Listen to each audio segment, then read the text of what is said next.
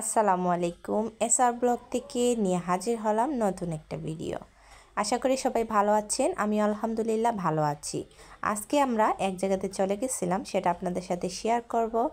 আর আপনাদের সাথে শেয়ার করতে কিন্তু আমার বেশ লাগে। তো আমরা সকাল সকাল আমরা বের হয়ে পড়লাম আজকে দাওয়াতের উদ্দেশ্যে। তো বেসিক্যালি আজকে দাওয়াত ছিল আমার বোনের জন্য, আমার বড় বোনের জন্য দাওয়াত।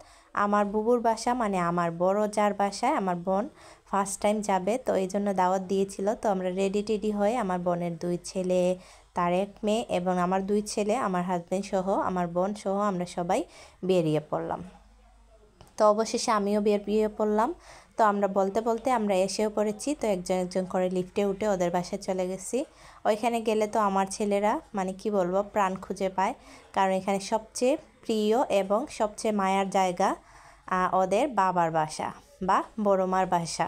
তো আসলে এখানে কতগুলি কিউট কিউট বিড়াল ছানা আছে, ওদের সুন্দর সুন্দর নামও আছে।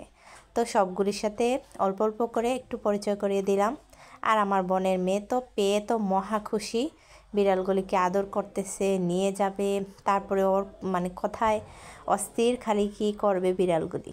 তো আমরা এখানে এসে সকাল সকাল, তো ঠান্ডার সময় তো দিন ছোটো হয়ে যায়, তো আমরা এসে পড়েছি তাড়াতাড়ি।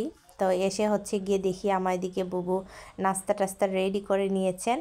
তো আমি গিয়ে একটু নাস্তার ভিডিও দেখিয়ে দিলাম, কারণ আমার বুবু সবসময় আমরা গেলে মজার মজার রান্না করেন আর আমরা খেতে অনেক পছন্দ করি। আসলে বুবুর রান্না সবগুলি অনেক ভালো, আমিও ওনার কাছ থেকে অনেক রান্না শিখেছি আলহামদুলিল্লাহ, এখনও শিখছি। শুধু রান্না না, অনেক কিছুই শেখার আছে। যে কোনো ভালো মানুষের কাছ থেকে ছোটো ছোটো করে কত কিছু যে শেখা যায় আলহামদুলিল্লাহ। আর আমি আরেকটা ভিডিওতে দেখিয়েছিলাম আমার বুবু কিন্তু গাছপ্রেমিক।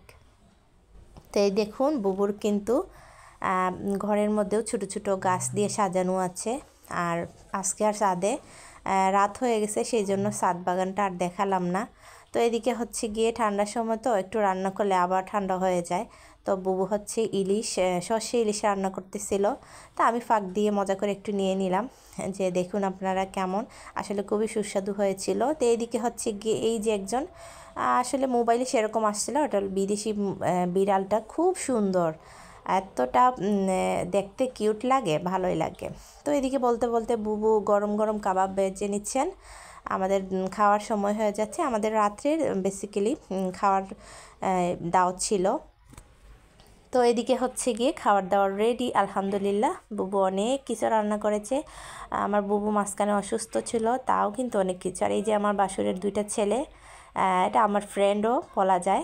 খুব কি বলবো, খুব আমরা অনেক কিছু শেয়ার করি, কথা বলি, ভালো লাগে, আপন মানে কি বলবো, বলার মতো না আলহামদুলিল্লাহ।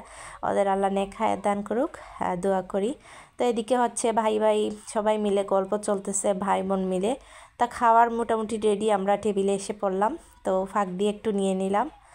তো আমার বোনের ছেলেরা বসছে, ওদেরকে আঙ্কেলকে সাথে নিয়ে। তো বলতে বলতে আমাদের খাওয়াও শেষ। এদিকে ছোট্ট কিউটি একজন বাবু মার কোলে শুয়ে আছেন। তো এদিকে একটু স্কিপ নিলাম। তো বলতে বলতে রাত হয়ে যাচ্ছে, প্রায় 10টার কাছাকাছি। তো আমরা আস্তে আস্তে রওনা দিলাম, কারণ 31st নাইটের আগের দিন, এই জন্য একটু ভয় ভয়ও কাজ করে। আর তাড়াতাড়ি বেরিয়ে পড়লাম। তো সবাই, এই যে আমার বাসুরের ছেলেরাও আমাদের বিদায় দিতে আসছে। তো এই পর্যন্ত আজকের ভিডিও, টাটা, আল্লাহ হাফিজ।